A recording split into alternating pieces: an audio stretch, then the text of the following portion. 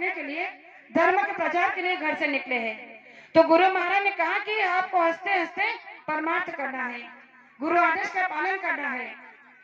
जो आज हम अपने परिवार के साथ, कुछ प्रेमी यहाँ आए हैं, कुछ प्रेमी अकेले आए हैं, तो गुरु महाराज ने कहा कि अगर धर्म के कार्य को करने के लिए परिवार से एक सदस्य भी जाता है तो बस सारी परिवार की रक्षा हो जाती है।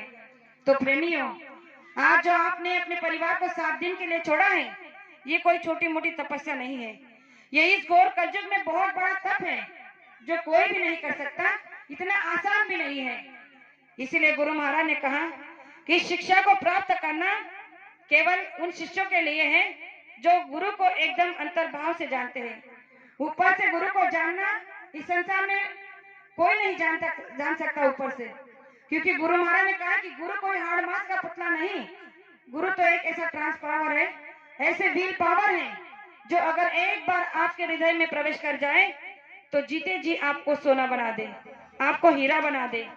लेकिन गुरु महाराज ने कहा पहले वो तड़प, पहले वो विरह आपके अंदर आए तो सही, गुरु के प्रति वो इच्छा जागृत तो हो जाए, तब आप गुरु को जान पाओगे। लेकिन प्रेमियों, आज देखा जा रहा है कि हर कोई स्वार्थ से भरा है। परिवार में देखो, बिरादरी में देखो, गांव शहर में देखो, हर तरफ जो है केवल स्वार्थ भरा है। और इसी स्वार्थ की वजह से गुरु महाराज ने कहा कि आप भक्ति के सच्चे पथ पर चल नहीं पा रहे हैं, क्योंकि कुछ प्रेमी भक्ति में भी स्वार्थ रखते हैं।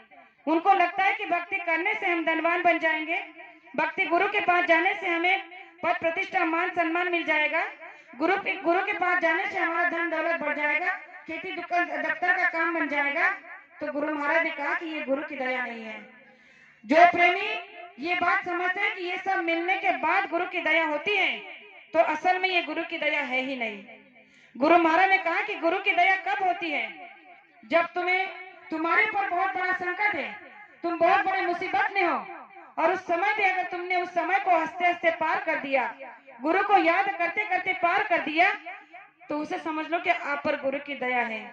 गुरु महाराज ने कहा कि आप निर्धन हो गए हो, बीमारी से घेर गए हो, संकट मुसीबत में हो, और फिर भी आपके मुख में, आपके हृदय में केवल गुरु का ही नाम चल रहा हो, तो वो है गुरु की दया। क्योंकि गुरु महाराज ने कहा कि सुख में सुमिरन सब करे, दुख में करे ना कोई। सुख में सुमिरन सब करे, दुख में करे ना कोई।